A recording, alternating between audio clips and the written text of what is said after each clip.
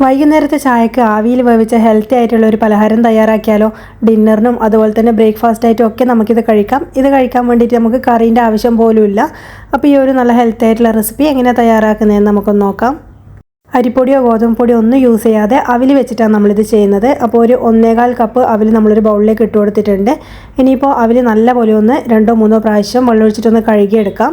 അല്ലെങ്കിൽ നിങ്ങൾക്ക് അറിയാമല്ലോ, ഒന്ന് കഴുകുമ്പോൾ ഇതിൽ ഉമിയൊക്കെ ഉണ്ടാവും നെല്ലിൻ്റെ. അപ്പോൾ അത് നല്ലോണം ഒന്ന് കഴുകി പോകണം. അപ്പോൾ നല്ലപോലെ കഴുകിയെടുത്തതിന് ശേഷം ഞാൻ അതിലേക്ക് കുറച്ച് വെള്ളം ഒന്ന് ഒഴിച്ചു കൊടുക്കുന്നുണ്ട്. അവിലൊന്ന് 10 മിനിറ്റ് കുതിരാൻ വേണ്ടി നമുക്ക് മാറ്റാം. അപ്പോൾ ഒരു 10 മിനിറ്റ് കഴിഞ്ഞാൽ അവിൽ നല്ലപോലെ കുതിർന്നിട്ടുണ്ടാകും. ഇനിയിപ്പോൾ ഇതിൽ വെള്ളത്തിൻ്റെ അംശം ഉണ്ടെങ്കിൽ നമുക്ക് നല്ലപോലെ ഇതൊന്ന് പിഴിഞ്ഞെടുത്താൽ മാത്രം മതിയാകും. അപ്പോൾ ഇത് കറക്റ്റായിട്ട് തന്നെ ആയി കിട്ടിയിട്ടുണ്ട്.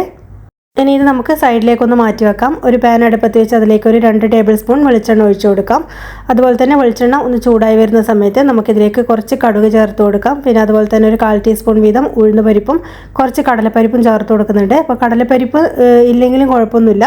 ഇത് ചേർത്ത് കഴിഞ്ഞാൽ ഒരു പ്രത്യേക ടേസ്റ്റാണ്. അപ്പോൾ ഇതെല്ലാം നല്ലപോലെ ഒന്ന് ഒരു കളർ ചേഞ്ചായി വരുന്ന സമയത്ത് നമ്മളിതിലേക്ക് ഒരു സവാള ചെറുതായി അരിഞ്ഞത് ചേർത്ത് കൊടുക്കുന്നുണ്ട്. അതുപോലെ തന്നെ ഒരു കഷ്ണം ഇഞ്ചിയും 2-3 പച്ചമുളകും കറിവേപ്പിലും ചെറുതായി നുറുക്കിയതും കൂടിയും ചേർത്തിട്ട് പച്ചമണം മാറി വരുന്നവരെ ഒന്ന് വഴറ്റിയെടുക്കുന്നുണ്ട്.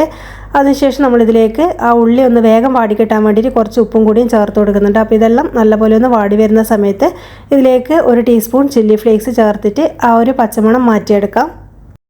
ഇനി ഫ്ലെയിം നമുക്ക് നല്ലപോലെ ഒന്ന് കുറച്ച് വെച്ചതിന് ശേഷം നമ്മൾ ഊറ്റി വെച്ച ആ ഒരു അവിലുണ്ടല്ലോ, അപ്പോൾ അത് ചേർത്ത് കൊടുക്കാം. അതുപോലെ തന്നെ ഒരു 1/2 കപ്പ് അളവിൽ തേങ്ങയും ചേർക്കുന്നുണ്ട്. അപ്പോൾ തേങ്ങ നല്ല ഫ്രഷ് ആയിട്ടുള്ളത് വേണം എടുക്കാൻ വേണ്ടി. അതുപോലെ എത്രത്തോളം തേങ്ങേൻ്റെ അളവ് കൂടുന്നോ അത്രയും നല്ല ടേസ്റ്റി ആയിരിക്കും ഈ ഒരു സ്നാക്ക്. ഈ ഒരു സമയം ഉപ്പ് വേണമെങ്കിൽ നോക്കിയിട്ട് ചേർത്ത് കൊടുക്കാം. അതുപോലെ തന്നെ മട്ട അവിലെടുത്ത് കഴിഞ്ഞാൽ കൂടുതൽ ഹെൽത്താണ് കേട്ടോ. അപ്പോൾ ഏത് അവിൽ വേണമെങ്കിൽ നിങ്ങൾക്ക് എടുക്കാം, കുഴപ്പമൊന്നുമില്ല. അപ്പോൾ ഇത് നല്ലപോലെ ഒന്ന് ചൂട് കയറ്റി എടുക്കാം. അതിനുശേഷം ഫ്ലെയിം ഓഫ് ചെയ്തിട്ട് തണുക്കാൻ വേണ്ടിയിട്ട് ഒരു ബൗളിലേക്കൊന്ന് മാറ്റി വെക്കുന്നുണ്ട്. നല്ലപോലെ തണുത്തതിന് ശേഷം നമ്മളെ കൈകൊണ്ട് തൊടാൻ പറ്റുന്ന ഒരു വിധത്തിലാകുമ്പോൾ നമുക്കിതൊന്ന് കുഴച്ചെടുക്കേണ്ടതാണ്.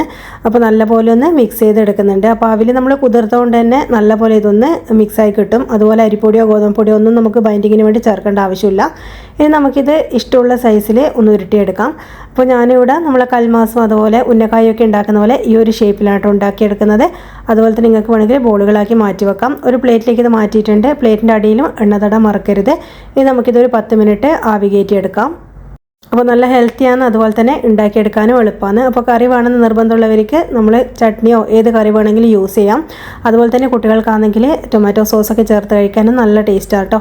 അപ്പോൾ തീർച്ചയായിട്ടും ഒന്ന് ട്രൈ ചെയ്ത് നോക്കുക. വളരെ എളുപ്പത്തിൽ ഉണ്ടാക്കാൻ പറ്റുന്ന ഒരു സ്നാക്കാണ്. അതുപോലെ തന്നെ വീട്ടിൽ എപ്പോഴും ഉണ്ടാകുന്ന ചേരുവകൾ മാത്രം മതിയാകും.